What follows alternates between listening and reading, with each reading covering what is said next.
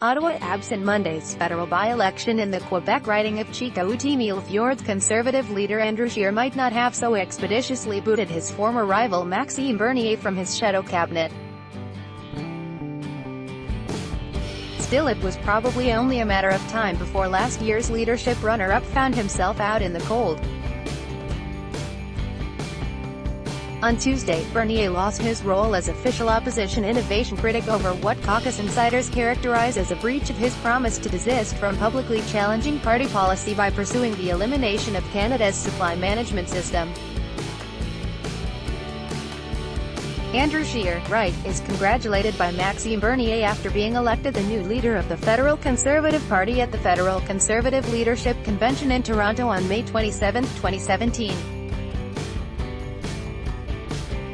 Bernier has long asserted that Scheer owes his leadership position to fake Conservative members drawn from the ranks of the Quebec dairy lobby. Frank Gunn, the Canadian Press. Bernier is said to have broken his word by uploading to his personal website the supply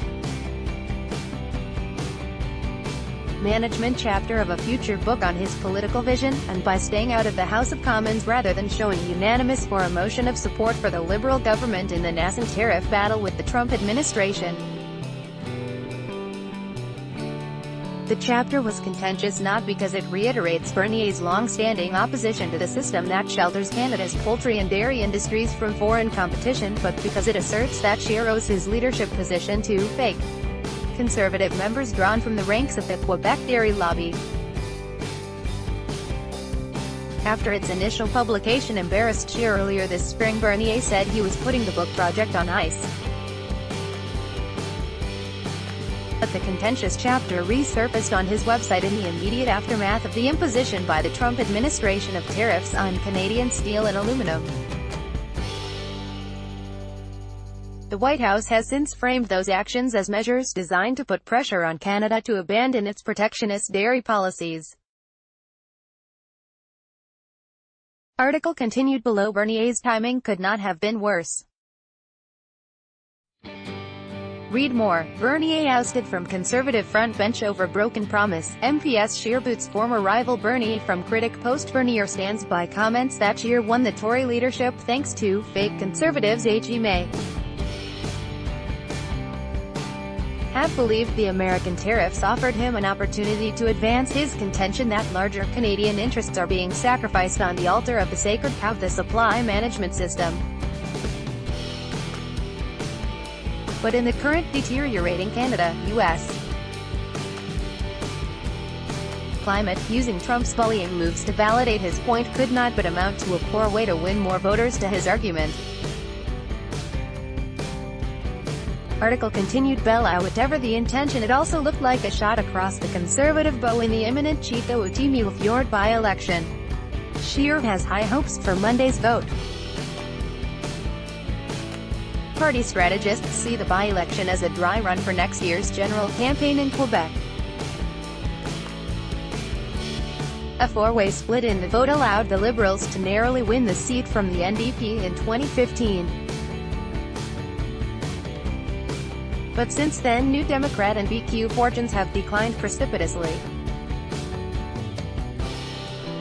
In a one-on-one battle with the Liberals in Quebec, the Conservatives believe they can deprive Trudeau of gains in his home province next year and in the process deny him a second term in government.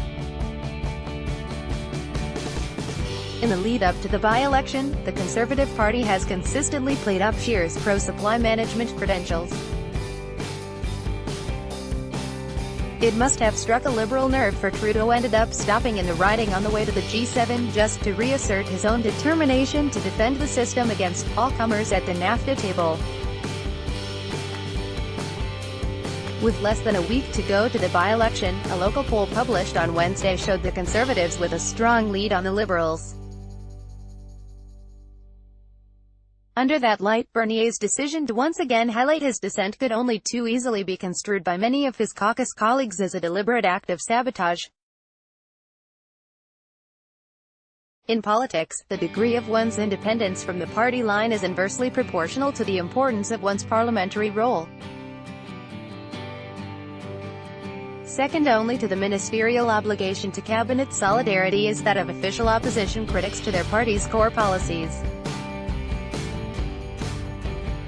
Conservative leader Andrew Scheer has removed Maxime Bernier from his shadow cabinet after the MP broke a promise to not promote his book. Tory MP Aaron O'Toole says he thinks Bernier has found it hard to move on from his leadership campaign. The Canadian Press: Bernier is hardly the only former leadership candidate who has had to put a lid on contrary views since losing to Scheer. The main theme of Ontario MP Michael Chong's campaign revolved around the need for the Conservatives to embrace carbon pricing as part of a more muscular climate change strategy. But as a member of Scheer's shadow cabinet, Chong has kept quiet in the face of his party's enduring anti-carbon tax crusade.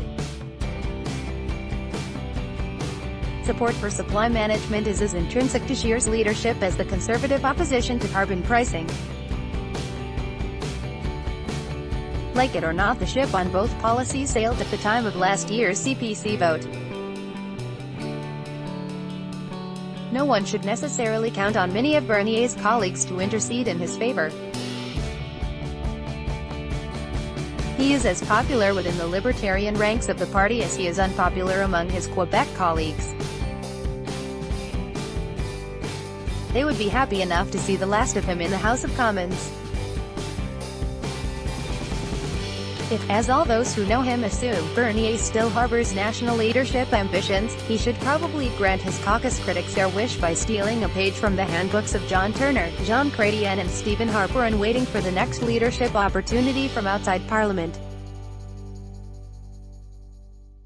Chantal Hebert is a columnist based in Ottawa covering politics. Follow her on Twitter, @ChantalBert.